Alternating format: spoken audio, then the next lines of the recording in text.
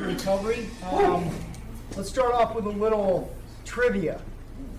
Who's seen the movie Rockstar? Okay. Name me the 3 musicians in that movie. Anybody? Some classics in that movie. Yeah.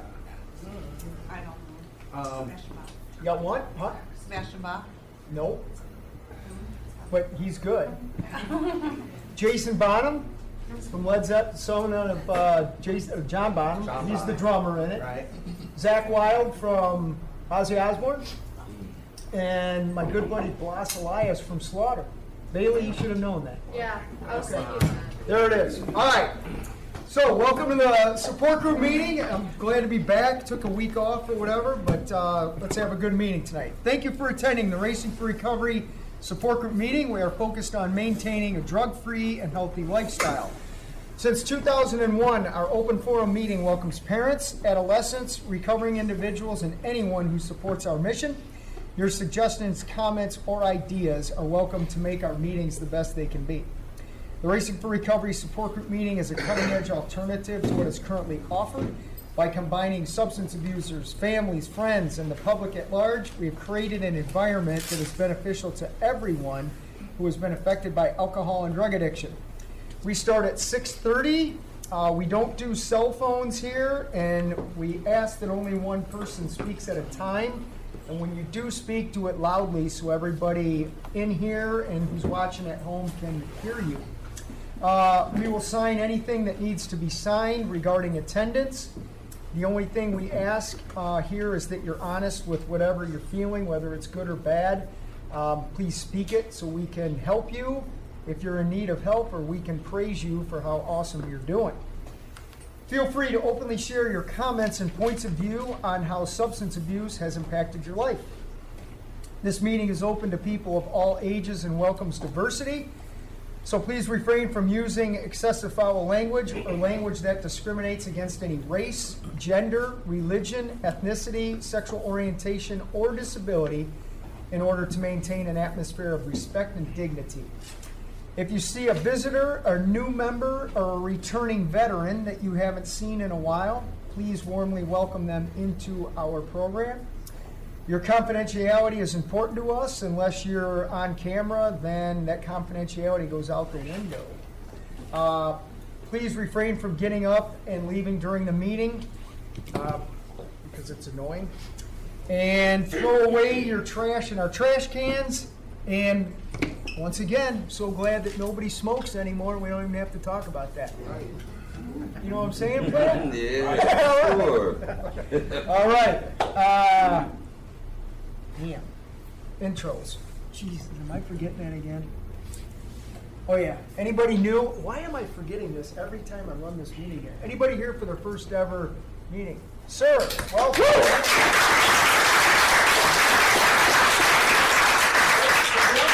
Yeah, he's kind of new, but not really. Yeah. My first time. I think he's old. Okay. What test did you pass today that you were allowed to stay in this facility? What test did I pass? Yeah. I think I qualified to be here. By how? Being a drug addict. No! I asked you on the hallway. Oh, the music test? Yeah. No, Pink Floyd? Pink test? Floyd, you're Okay. in. Wrong test. You're good, man. Oh, Yeah, you're not a yes. drug addict. You're a Pink Floyd fan who's getting sober. You're good. Okay. Good deal. All right. We've got to read the guidelines right now. Oh, yes. I'm new to this. You're what? I'm new to this. Yeah. This is your first meeting? Yeah. But now you've been in the other meetings. I've been though, in other ones, but I never did this when you go live and everything. You nervous? And a little bit, and I was rushing because I had my daughter and I was trying to get her dressed in time and everything. So I was running across the field like, oh God. Nah, you're good, man. Don't worry about it. All good. Okay, we need to do lifestyles and recovery. Who's got it? I have one. Go ahead, Wayne. Okay. Lifestyles and recovery guidelines are intended to be utilized by recovering individuals, their families, and anyone else who is striving to avoid substance abuse and achieve sobriety. Number 1, recognizing that substance abuse ruins lives. 2, wanting to pursue positive alternatives to substance abuse, such as our education, employment, quality relationships, and health and fitness. 3, using resources such as friends, family, teachers, and peers as a way to achieve and remain sober. Adding sports, art, or music to these resources will help us stay focused and motivated. 4, defining balance and working toward making it a part of everyday life. 5, building self-esteem and confidence through sobriety to combat negative feelings regarding oneself. 6, understanding that negative behaviors of isolation and self-pity lead to self-destruction. 7, lifting up a person is different than allowing them to continue their destructive lifestyles. Be there for yourself and be patient with your friends and family. 8, learning how to help without supporting the addict's behavior, providing assistance to recovering individuals that will improve their lives, not further their usage. 9, recognizing personal challenges and integrating them into our lifestyles as challenges to triumph over. And the last one for number 10, caring for our personal, emotional, physical, and spiritual individuality is the source we use for our sense of worth. Each person is truly magnificent. One more. I'm sorry. Our mission at Races for Recovery is to prevent all forms of substance abuse by promoting a lifestyle of fitness and health for all of those affected by addiction. Right on. Okay, so we're going to go around the room, and everybody's going to get an opportunity to say your name. And I don't want to do the standard while you're here. We'll make it interesting. So I want to hear your name and one cool place you've been to or one cool place you hope to go to someday. You don't have to refer to yourself as an addict or an alcoholic here. If you want to say that, you can. But we look at people as people, and your drug addiction is over, so we want to know more stuff about you. So again, your name, someplace cool you've been, or someplace cool you hope to be or visit someday. Go ahead, Ryan. My name is Ryan, and one place that I've been in my life that was pretty cool was Cancun, Mexico. I'm Frank, and the place I've been that I like to would be Texas. Okay. I'm Rochelle, and a place that I want to go that I feel would be cool is somewhere in Australia. Brian.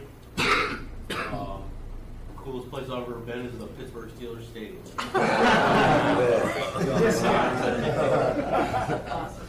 Right on. I'm John. Probably the coolest place I've ever been was Tucson. I'd like to go to Hawaii. Ah, cool. All right. I'm Molly, and one of the coolest places I've been is Paris Springs. One of my favorite places was Tennessee. Okay. I'm Jonathan Allen. I've been a little bit of airport. Give me one place that's the Florida. Florida. Cool. I'm Bradley. Place that I've been to is Japan. Damn. Right on. Cool. Mike? My name is Mike. Coolest place I've been was Talladega. I got to drive NASCAR. Right on. Yeah, man. Thanks to you. My name is Riley, and the place that I want to go is Tucson, Arizona, and also United Arab Emirates. I was in Dubai. You've been to, or you want to go to Dubai? Okay. I'm Corey. The coolest place I've been to is San Juan and Culebra, Puerto Rico. Wow. Okay. Great. I'm Brandon, and just this past June I went to Dominican Republic. Right on. Cool. Clark. Mark, and I've been to Africa. Wow.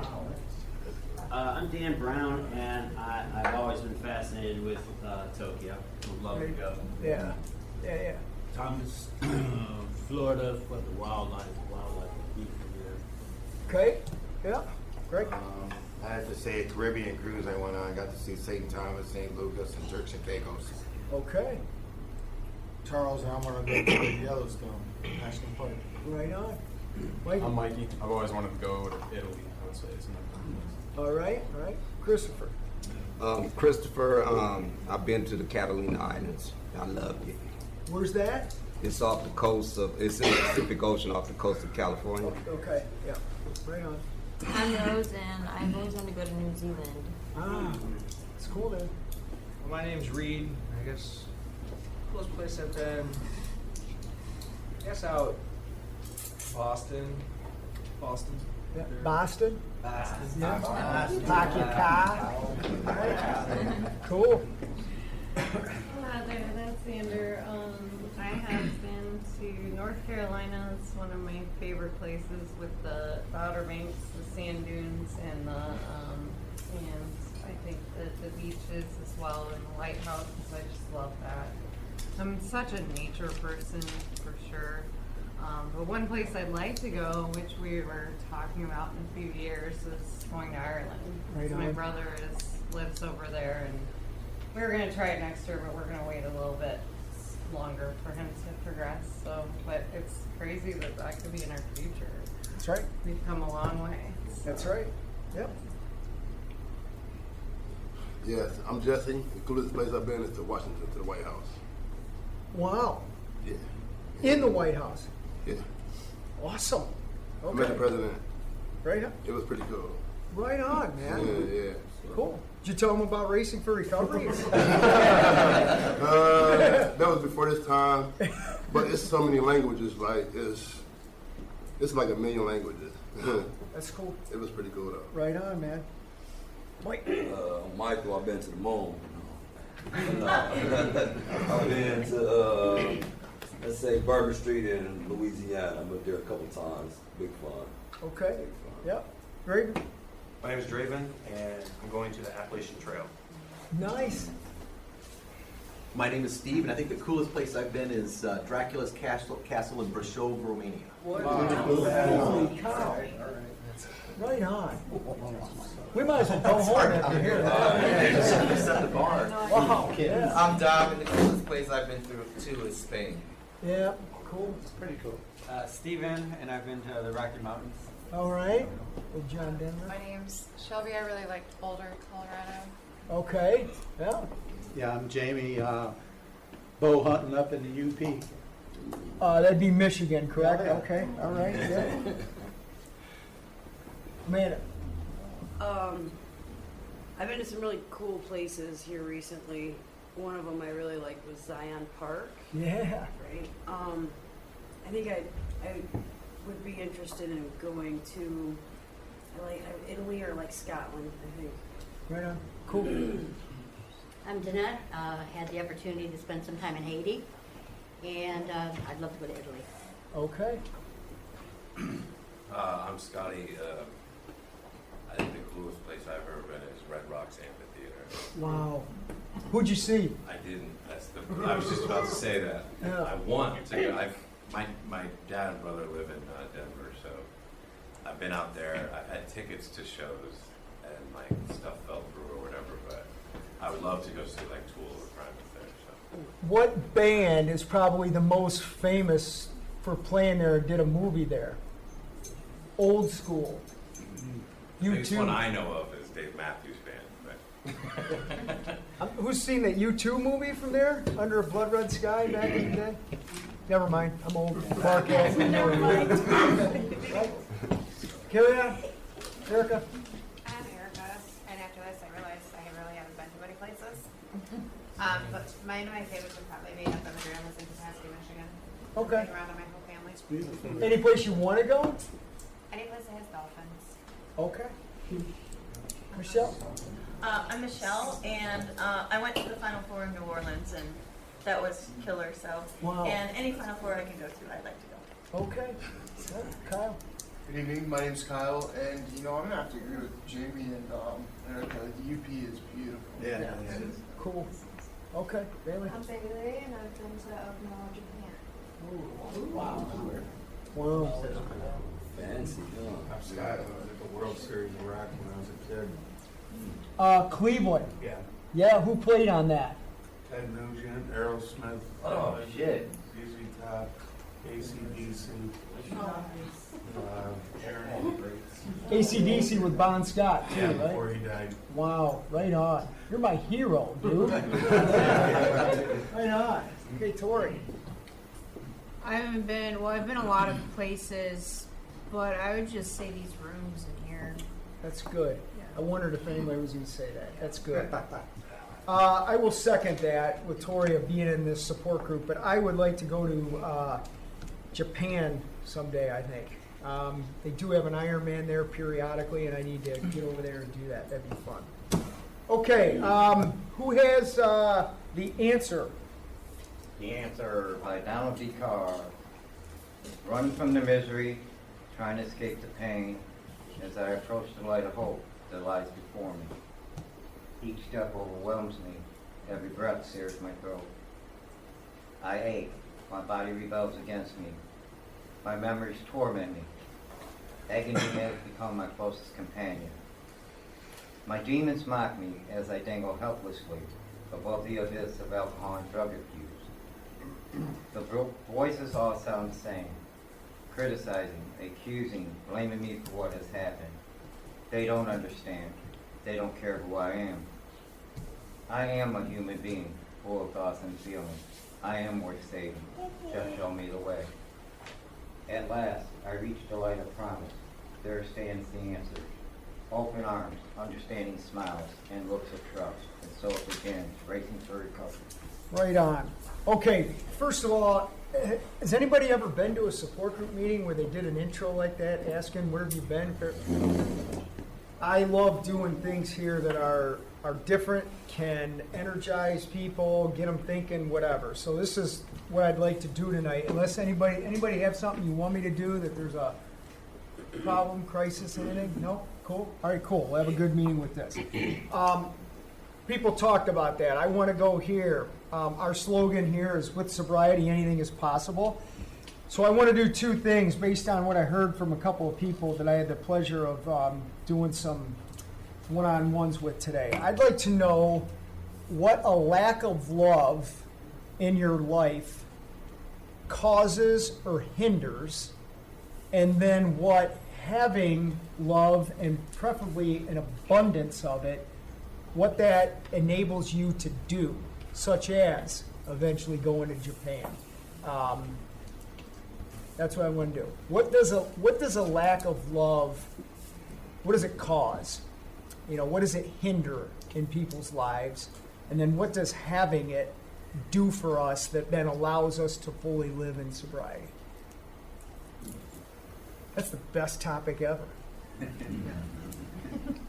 I've never done that before. What do you guys think? Brandon? Well, I could, I don't know, just my parents, I grew up with divorced parents, so it just makes me kind of immediately think of that.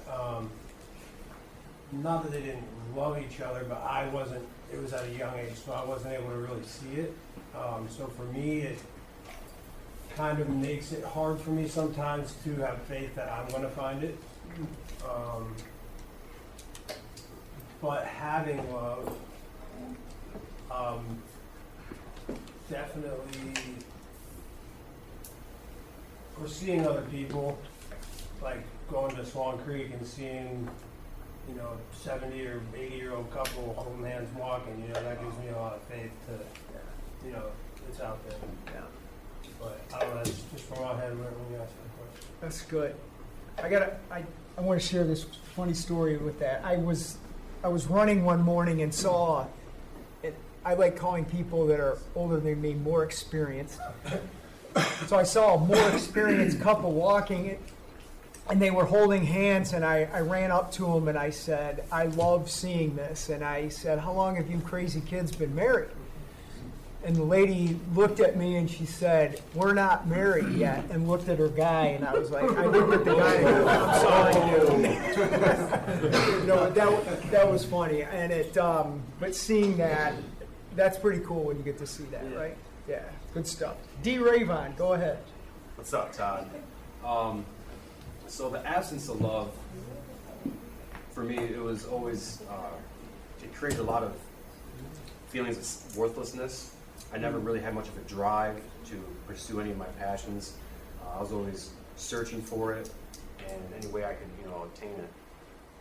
That was, for a lengthy period of time. But once I made the decision to not feel as a victim anymore and take control of my life and do what I had to do to grow as a young man, I started mending relationships. Right on. Not just with me, but between other people. Also, I just became more focused, realizing that self-love was more valuable at the time than I could get from other people. And since then, I've also mended a lot of relationships within my family that I worked very hard on getting back, and I'm very proud of that. It's a long time coming. A lot of the destruction was due to me, of course.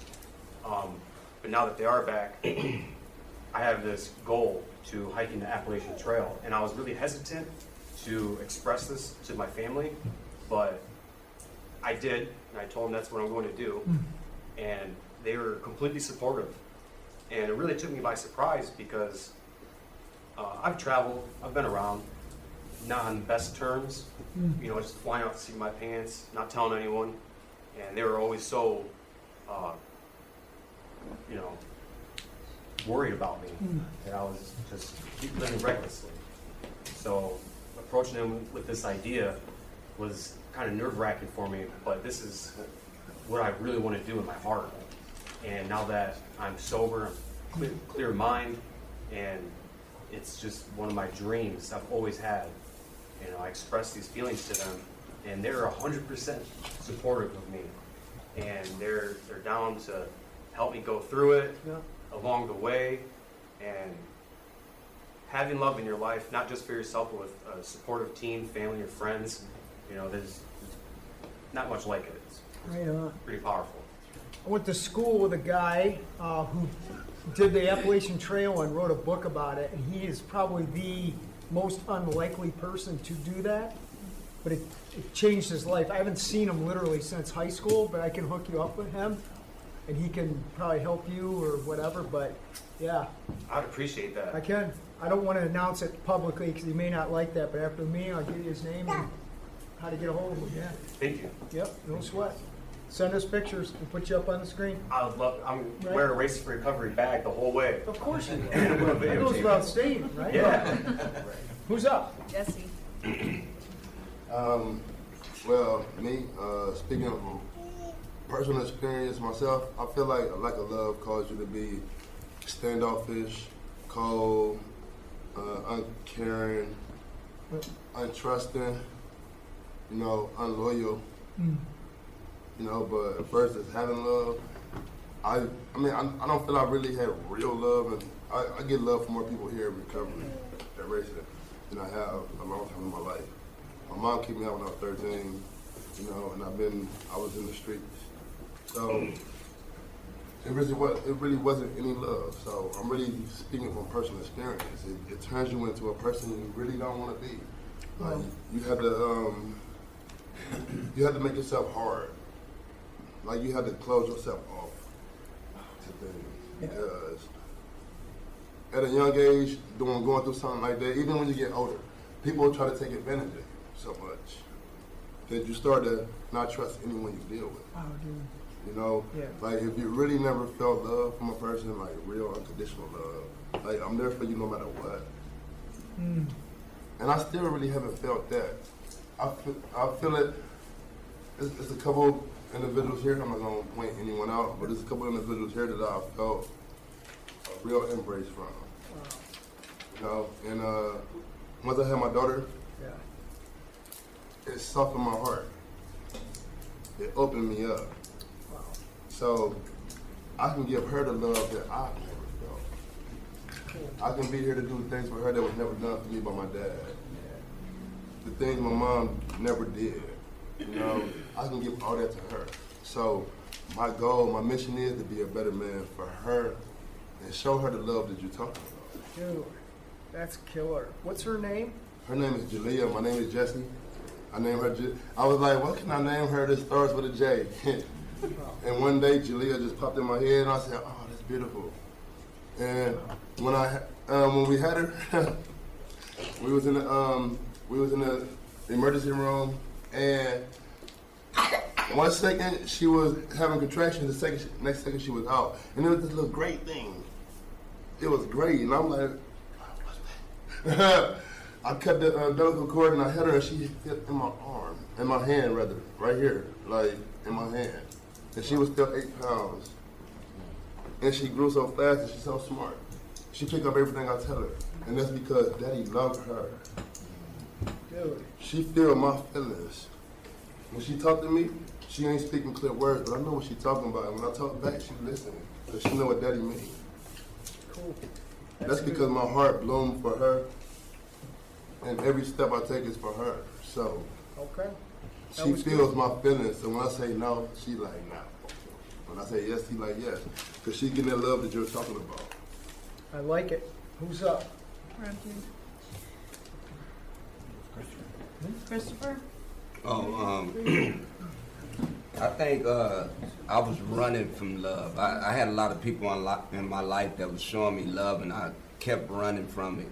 And inside, I was cold and selfish. And I think coming to this point in recovery, I learned to have self-love and then, to give it back. And my family members, they feeling that now. But I mean, love is a touchy, subject for me because I let a lot of people down disregarding it. You don't have to get into details, but do you think that you were shown some love today in a myriad of ways, right? Yeah. Yeah. Today was beautiful. I mean, me and Kyle, we had a great time. And we talked about a lot of things, deep things, but I felt the love. Right on. Of course I did. Yeah. And like I said, through this recovery process, I've been feeling a lot of love. Something I ain't, I've been running from. Right on, dude. Yep.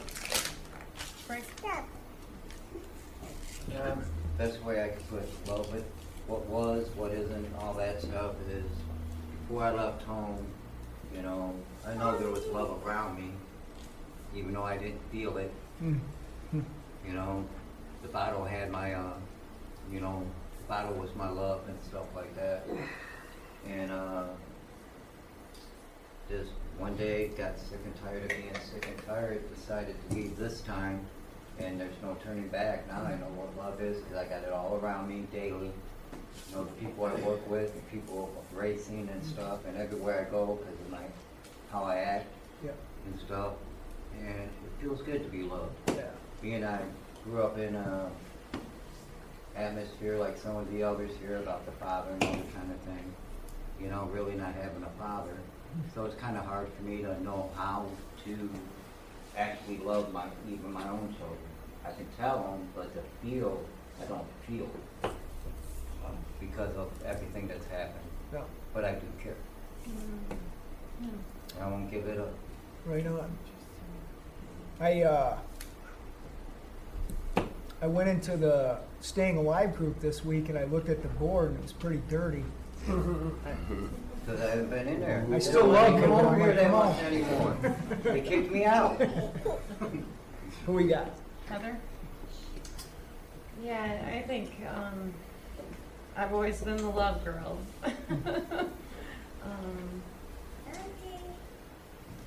Here's where I learned it. It's definitely something I always wanted. It's something that I think I don't want to speak names, but I think there's been people that didn't teach me that growing up, and it was something I just desired so much. And so walking in here and feeling it is amazing, and always having that support and learning what it is, what's the unconditional love is phenomenal. And I think it's amazing to embrace that and have that with my friends and with people who stand in my corner, and to know what that loyalty is versus not having it. It's phenomenal. It's a learning process. I mean, I think for me, I've taken off in my own life and being this mom in some arenas that I'm not used to these days is different. And it's an incredible process, though. I can't believe what my son did last week. It's like that all came from love. That all came from one, a tenth of a mile to make it that far. And It's something. I mean, it's something for me. This is all about it. You know, you make your life. You put everything into your dreams. You go after them. You fight for them. And being a parent, it's like, it's hard in some ways with him. And I think any parent, when you want them to experience everything, you want them to feel that. To feel the finish line, and to practice for it, and you see it, and you know they want it because they're finally able to tell you that they do. But there's times when he doesn't, you know, and I think that hurt me and so deeply. But yet, I thought this is the arena we wouldn't stand in. We wouldn't stand in these arenas. We wouldn't go out there for this stuff. I would shelter him and protect him. And who was it really about? Me. Who's the one who's hurting? Me. And it's like, in all reality, he's so happy. He's so happy for what he has and the love that I'm able to give him, whether he experiences the finish lines or not, whether he knows every single time. It's like The Notebook. It's like, when the man's explaining to the woman their life, that's what I do with Xander. That's why those finish lines are so important. That's why documenting it is so important. That's why the videos are so important, because I'm telling him what he's done. And he's not always going to understand that. And I'm going to be hurt over that sometimes. You know, and my successes, like, I have my successes. I know what they are, and I'm going back out after it again this weekend. And I'm not talking about it, but I got that from him because he's elevated. I'm not yet. I've got a lot to learn. I get hurt. I get upset because there are people in my family, or people that should have been at the finish line, that I hurt for him, but guess what? I don't have to hurt for him. He doesn't hurt. He's so loved. You know why he's so loved? Because I put my whole heart into being his mom, into going after my own dreams. And you know how I do that? Because of him. And you know why I have that? Why I have any of it is because of you guys. That's why. So thank you for that. It doesn't mean life is going to be easy. It's hard sometimes. The lessons in sobriety and recovery are, as you well know, are tough sometimes, but they're amazing too. Absolutely. And so I'm just glad I have this place and the love that continues to grow and will always be in my heart no matter what I go after. I don't know about you guys, but I'd much rather have a conversation about this than how much I drank or smoked or snorted or shot or whatever. So, right on. Keep going. Thank you, Heather. Dan? Let's see if I can make sense of this. So, like, I understand, you know, for myself, like a lack of love, like clinically, emotionally, whatever, did or could have done to me. But like when I was thinking about it, I really think that the absence of love that I had for people in my life did a lot more damage to me emotionally than any other absence of love someone's, you know, they've not given me. Because I damaged those relationships. Because I didn't have love for those people. I damaged those relationships. I did horrible things, stuff I can't fix, stuff I can't take back.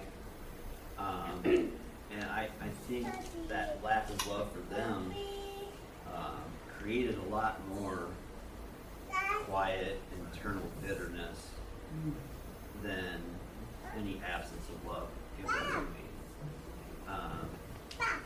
And I think for me, practicing love for other people, and yes, I believe it's practicing. Just like your doctor, it's always going to be a practice. It's always going to be something you're going to have to work on. Loving people is difficult. And I think that always trying to practice love actively for the people in your life, I think it helps you maintain emotional stability. I think it engenders maturity. I think it helps with your ability to communicate with the people in your life. And it's a growing process. It's a healthy process. And it took me a long time to notice I didn't have love for the people in my life. It took a long time to rebuild that and try and mend whatever I could. And that process, in hindsight, I'm grateful for it. But also in hindsight, I think it did a lot more overall damage than any lack of received love could have ever done. I want to again thank you for what you said yesterday. That you have no idea the impact that had on me. It changed my whole perspective on that, and it was the catalyst I needed to open the door to a lot of healing. And I appreciate that a lot. Yeah. Erica? For me, I used to feel I was so down on myself all the time and always felt worthless that I attracted the wrong kind of love. And once I found myself learning to love myself again, then I attracted the right kind of love in my life. Yeah. That it? That's it. That's good. Okay, that was good. Molly? In my experience, it's not that I had a lack of love. I knew my parents loved me. Well, they wouldn't have adopted me, but it was the lack of affection and like hearing that I was loved. There was never "I love you" said as a kid, and I know for me that sent me at a young age to go search for it. Oh. Which in turn met my ex-husband at 17 years old. And I thought that what I filled in the blanks with him was what love was and what it was supposed to be, but it absolutely, I don't want to say it out loud, but you know what I mean? It wasn't. Yeah. But I did find that out on my own when I had my kids. Because one look at them with the first one, and that's unconditional love. You know, and it showed me what not to do to my kids, and it showed me what to do.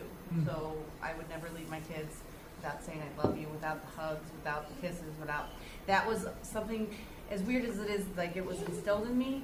It has to come, like, I think it's DNA, because even I was not shown that, but I was able to show it to other people, and especially to my children. So even though I didn't have it, I was able to show it. So even being raised without the affection and the kisses and the hugs and the I love yous, I was still able to do it and do it freely. But, so, I mean. Do you think, Molly, since you've been here, you've learned how to be, I'll say it this way, do you think since being here you've learned how to apply self-love more, which has made you a more effective, loving mom? Hold on, repeat that one more time. Since being here? That was. I got lucky with even sounded smart for a second. Being here is self-love. No, I'm asking, since you've been here, do you feel you've become more self-loving, which has made you a more loving mom? I've found out about a lot about myself than I knew before. Unfortunately, I have not been in the situation to where I have been able to, you know, show it physically, one-on-one, that type of deal. But I know, especially like when I'm able to talk to my daughter, you know, she's an adult now, so it's like, you know, she's 21, and I've learned, even though she's 21, she doesn't want to hear every good thing and every bad thing. So, I mean, it has, you know, I still forget that she's my, you know, I know she's my kid, but, you know, I think because she's 21, that I should be able to talk to her as an adult, but I still have to remember that, you know, I'm her mother, you know, first and foremost. But it's had me, I've opened up a lot more. Good. I'm not ashamed of, like, the past, but I'm able to talk to her more about it and, you know, express that, whereas before, you know, I tried to hide it and act like it wasn't happening when it was. So I do realize that if I'm lying to even them, to protect them, I'm still lying to myself. So. Right on. I like it.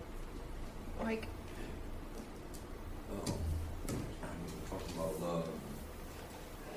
I'm gonna talk about the two sides of love. That when I didn't get the love that I wanted, then I felt like I wasn't worth love.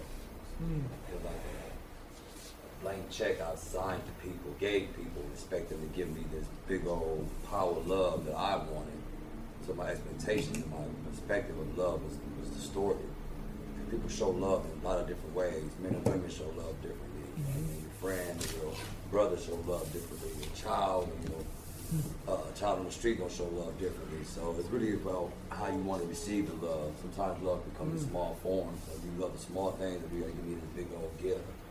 And I found being in this program, the love that I love that I like even more is the genuine love of just seeing you doing better. Because I know I look at myself in the mirror every day. When people that don't see me as much, they see me, hey, you looking good today. Yep. Small compliments, I see you doing this, I see you doing that. That kind of love motivates me to keep doing better and better and better and better and better.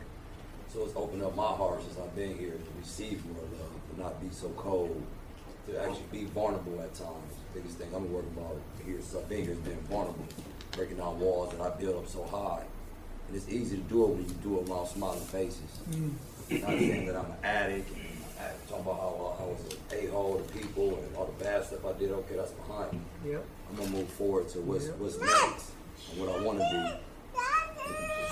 Seeing people doing good around me, like as a child, that gives me joy seeing that kind of stuff. Yeah. When we was on the streets, but none of that was going on. Like people would talk about you because you're a family man that you did right.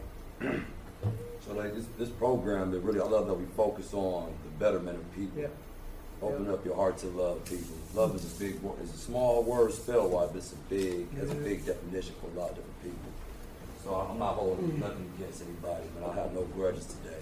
Yeah. I have no enemies today. If somebody don't like me, that's their fault. Yeah. 'Cause I'm giving this world a lot of reasons to like me now. Well, you showed a lot of character today, or not today, but this week, with some stuff you witnessed or felt probably, but how you responded to that. And several people have commented to me about it. And I'm conveying it back to you that, I mean, we watch, we look, we listen to everybody, and you did the right thing. And that's a very noble thing. I'm not surprised you did it. I'm thankful you did it. And I know you're leading by example that a certain person's going to do it someday. So right on, man. Right on. Yep. Just. Thank you. I'm sorry for talking so much, but this is really like I love the topic. I'm passionate about what we're talking about at this moment, because prior to coming here, my emotions were so dead because I numbed myself so much with drugs. Yeah. I couldn't really feel anything.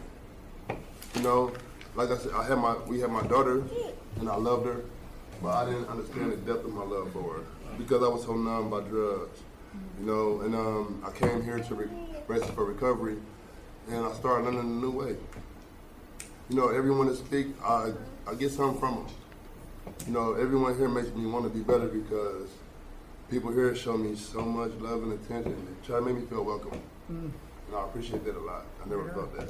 Right on, dude. You know, I've been learning things here that has made me open up a lot.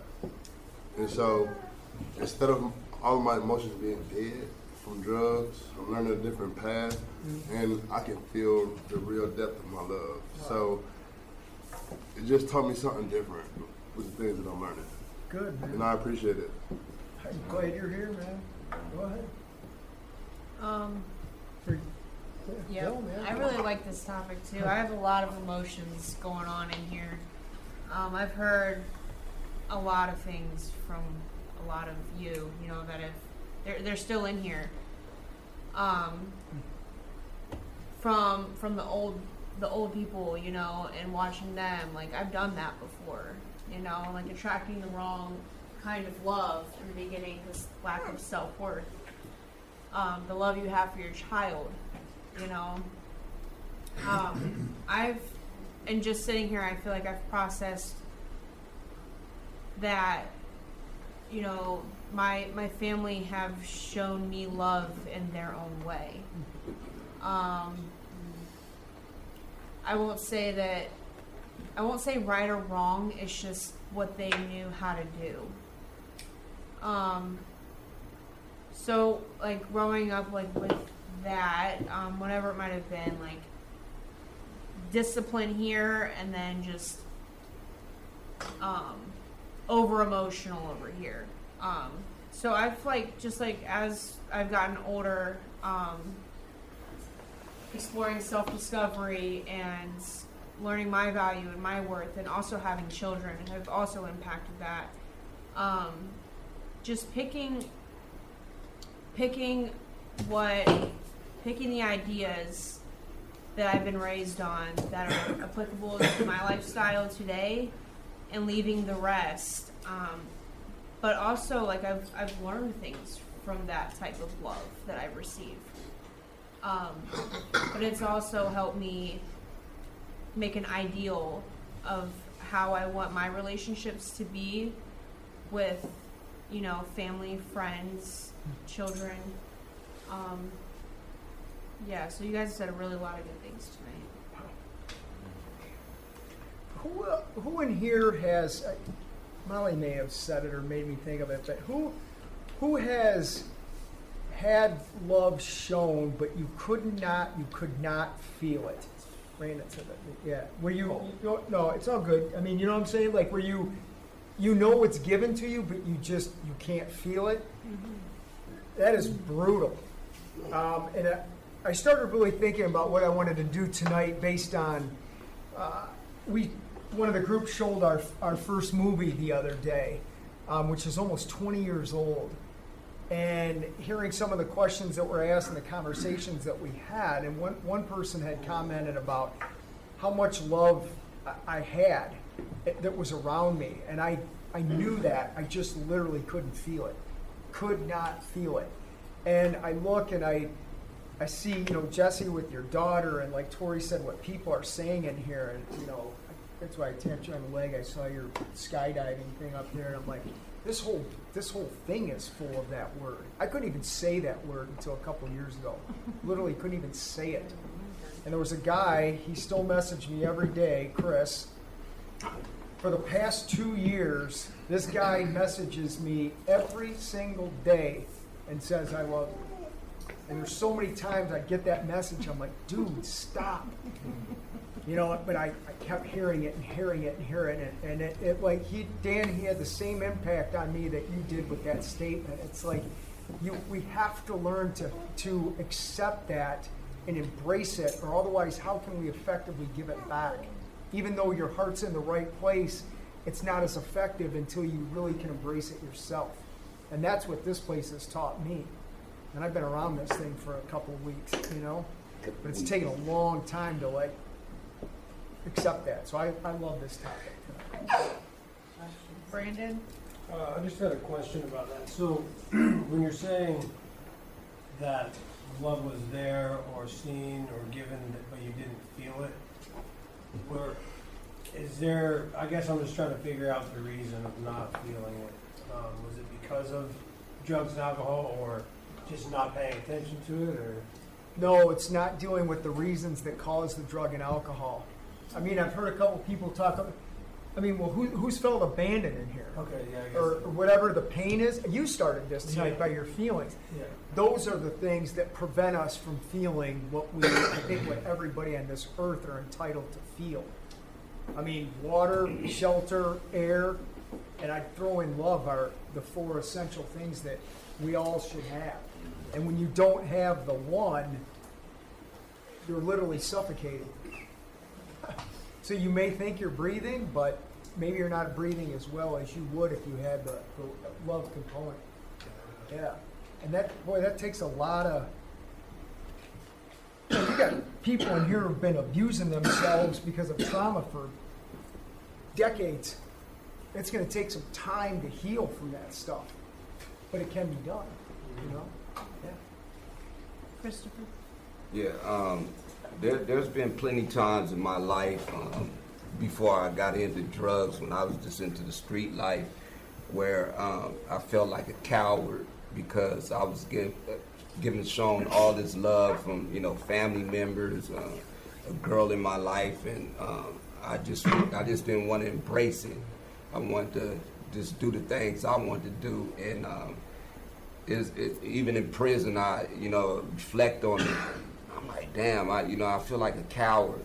You know what I mean? I felt like that several times in my life, like, you know, I'm just running away I don't want to feel this emotion. You know, I was just cold, you know. And now I'm such a totally different person from that time, but I can admit that I felt like a coward for not embracing and showing the love back. You know. Man. Wow. Heather? I was just going to say that I think part of it, at least for me, is when you are not, like, when all the other negative emotions or traumas are built up, it's like walls around you. And so, like, or walls around your soul. And so, when you see other people giving that, and even good people around you, maybe you've had it before too, and they want to show you love, or people are showing you love, you can't feel that, you know, because I've even had it at certain stages where if I'm not dealing with things that I need to deal with to keep everything, like, from piling up on me, I can't feel the emotions as much as I want to, the good ones. And so I think that's a powerful thing, is to keep that, you know, keep your garbage out of your soul, you know, process the stuff so that you can keep feeling the love and the happiness and the joy. You gotta process the pain and the stuff too. But I do feel like it's ultimately that and fear. I think fear plays a huge part in it too, because you're afraid to allow that to happen. So you're instantly like, I'm not feeling that, because how much is it going to hurt when I lose it? But here's the thing, man, go for it. You're only afraid for a second, keep going for it, you know, and then it gets easier all the time. I was asking because that's, like, fear is kind of where I go with that. Yeah. Nobody wants to be hurt. Yeah. And when you've been hurt, you're fearful, like Heather said, you're fearful of hurting again. Right? But yet we want it so much. Yeah. Stephen? Hi, everybody. Steve. You know, I agree with this topic. This is such a wonderful topic because love is so vital. And I grew up in a family where I was loved, right? But I think I was loved by everybody except by myself. Yep. And not loving yourself, comparing yourself to other people, and not loving yourself, that led me down. I lost my value in myself, and I lost the confidence in myself.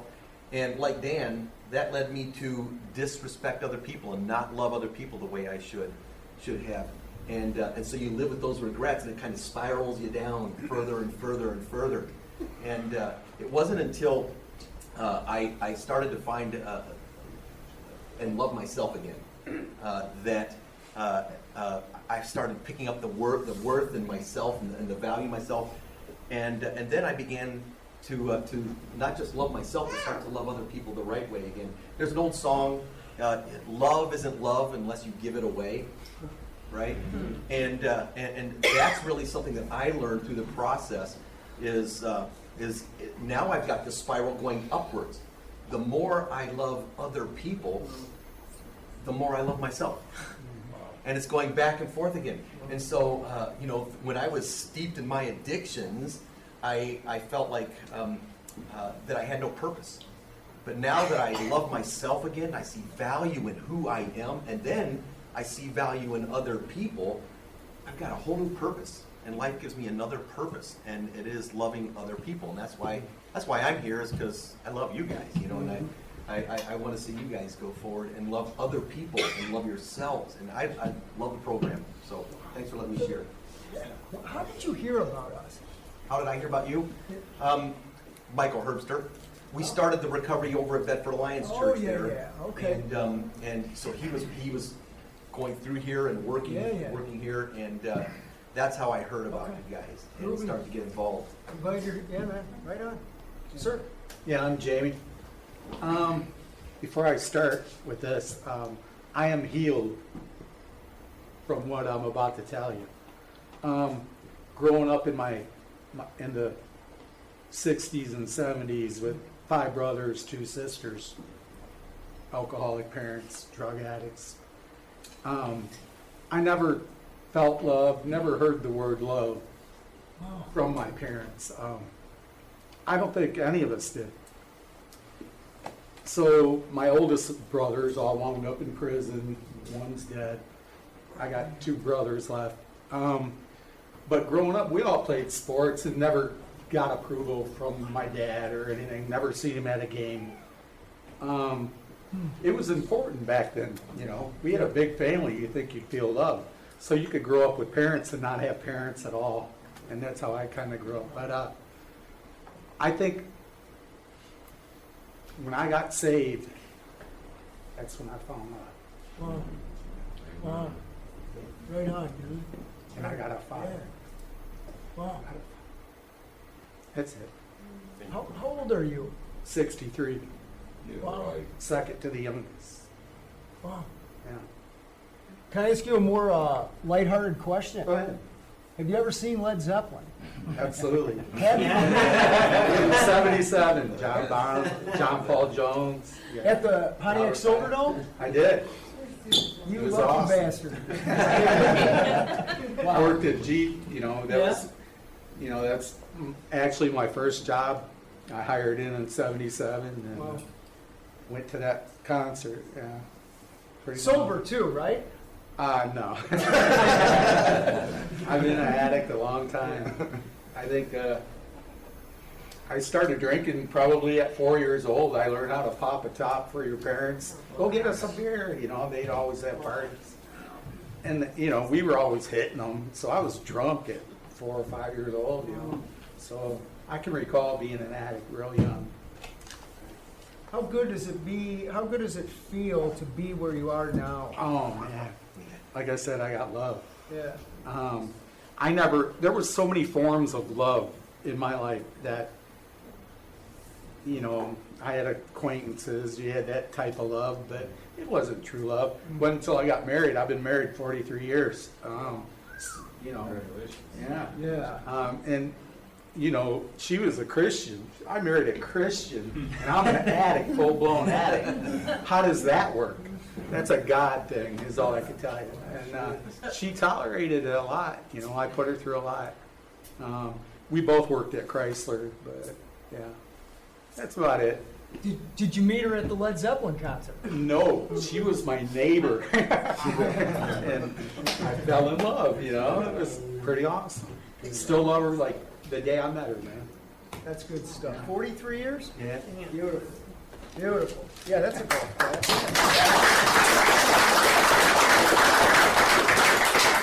Caddyshack golf clap, right? Christopher O? Yep, Christopher. Christopher, and then we're done. I have a question. Can you give love and show proper love if you don't love yourself? That's a I good mean, question. because I'm serious You when I learned ask a lot. that. I think that's why I asked that earlier. I think you can. I just don't think it's felt as much as when you have it for yourself. When I come up with these topics, it's a lot of what I hear you guys talking about or something I feel when I'm running. And today when I was running, I was thinking of the topic of sincerity. And when somebody is telling you something, is it true or not? And I came to the conclusion, it doesn't matter if it's true or not, be kind and loving back regardless. And I again thought, man, something's changing in me because I didn't always necessarily think that. I wanted to think and feel that, but it's taken a long time to actually think it and want to do it regardless of what happens. Because people like us, and Heather said it, you care and you put yourself out there and maybe you get burned and it can make you jaded. Yeah. Let's not let that happen. Amen. keep it going on the other side regardless. So I do think that even though you may not be able to feel it fully, as long as you do your best to give it, eventually you'll feel it fully. Right, 'cause I mean, I just got this belief, like, if you don't self-love yourself, you can't love nobody else. You know, and that's a, There's different forms of love. yeah. The way you dress is a form of self-love, to me. Well, yeah, 'cause I do love myself. I admit that. How you're speaking in here, the kindness that you said about Kyle, you're doing it. Yeah. Everybody cured? Cured everybody in an hour, right? That's right. Right on. Who has our closing poem? Go ahead, Scotty. When I walk down the street, there's a deep hole in the sidewalk. I fall in, I am lost, I am hopeless. It isn't my fault, it takes forever to find my way out. 2, I walk down the same street, there's a deep hole in the sidewalk. Pretend I don't see it, I fall in again. I can't believe I'm in the same place, but it isn't my fault, it takes a long time to get up. 3, I walk down the same street, there's a deep hole in the sidewalk.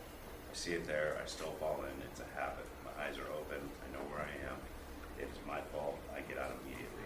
4, I walk down the same street, there's a deep hole in the sidewalk, I walk around it. 5, I walk down another street. Thanks for coming, everybody. Good night, everybody.